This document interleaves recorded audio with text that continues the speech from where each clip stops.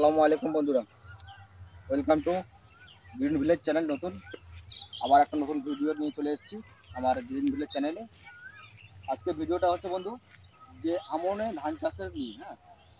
আমাদের বাড়ি হচ্ছে বর্ধমান থানা, পূর্ব বর্ধমানের অন্তর্গত মেমারি থানা অন্তর্গত পাটালগাছি গ্রাম। আমাদের বড় চাষ হয়েছে। আমাদের এখানে এবছর নাঙ্গল নদী আছে পাশ দিয়ে, কিন্তু নদীতে কোনো এবছর জল দেয়নি, সরকার থেকে কোনো জল দেয়নি চাষ করার জন্য।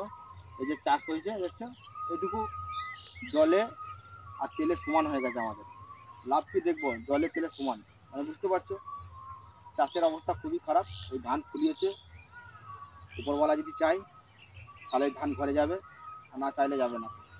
চাষিরা সবসময় লসেতেই থাকে, লাভের মুখ দেখতে পায় না।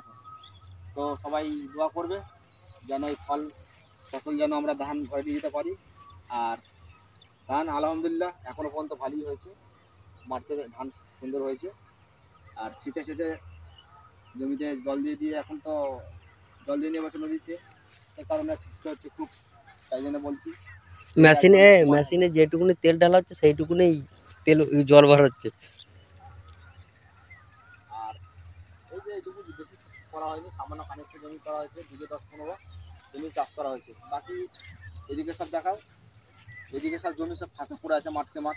এসব জমি কিছু চাষ হয়নি, এসব জমি কিছু চাষ হয়নি।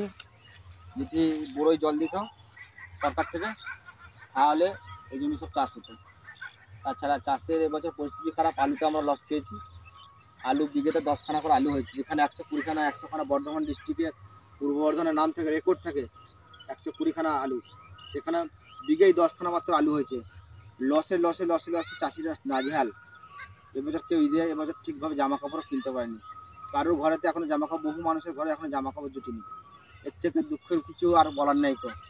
তো চাষি দেখারে পাশে থাকো, চাষি দেখারে ফলো রাখো।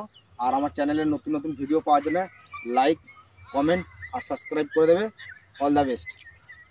আসসালামু আলাইকুম।